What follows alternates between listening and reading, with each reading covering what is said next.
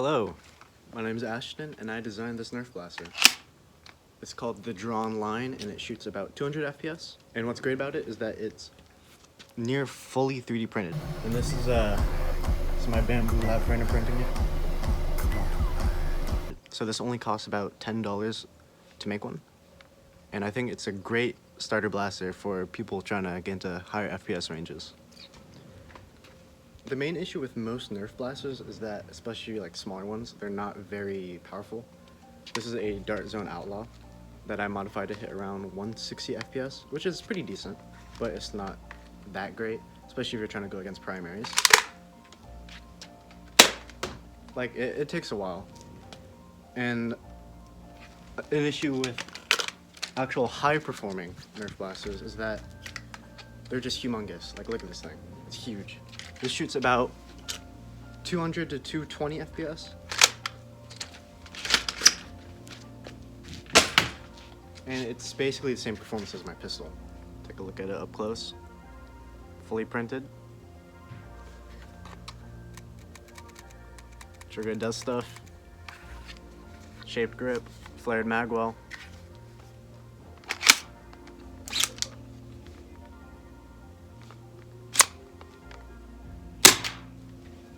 Now, the Dart Zone Outlaw is a great blaster, able to prime with one hand, and it has good performance, around 120 stock. But if you want to go up in FPS, you really got to start upgrading to more expensive and larger blasters. Once you start hitting the 200 to 250 FPS range, you're probably going to have to be spending around like $100 to $250 or more, depending on what you want. And this, you can 3D print most of the hardware. This cost me around $9 to $10 to make. With metal hardware instead of 3D printed hardware, I'm able to push it to around 230 FPS, which really starts getting into the primary velocity ranges. So I'm pretty happy with that. It's quite accurate once you have like metal barrel and stuff. I get like a 1 or 2 inch grouping from like 10 yards away using the iron sights that are quite well sighted. I'm pretty happy with it. So these are basically getting the same performance for less than the price of this. Also, keep in mind, stock Nerf blasters shoot around 60 to 70 feet per second, and Nerf Rival, the little yellow balls that we were all scared of as kids, shot around 90 to 100 FPS. So this is shooting a bit harder than that. Alright, I'm going to compare the blasters. I'm going to shoot down the hallway, try to hit the dartboard at the end, and I'll start off with the Dart Zone Outlaw.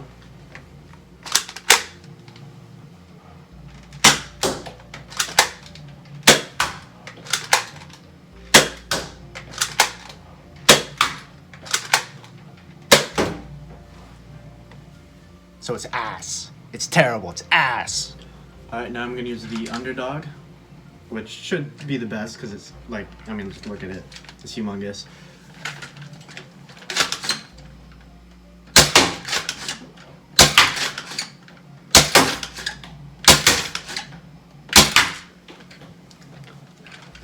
Definitely powerful. I had some wonky darts, so they kind of veered off course. I removed the B card to make it more fair with my pistol. And the other one, it's alright. Shoots pretty hard. Let's shoot my blaster.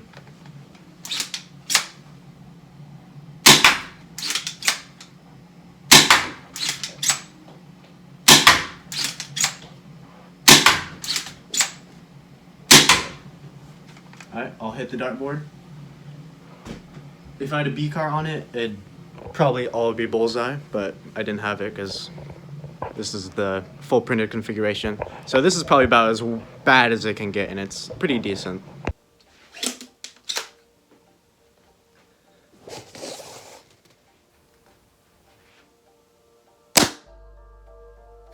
Yeah, 230 FPS. Performance of this, but tiny. It's awesome. And you can modify it along the way or add on to it along the way. You can print it for, print all the hardware, make it really cheap, spend $10 to get it to begin with, and then add on to it over time.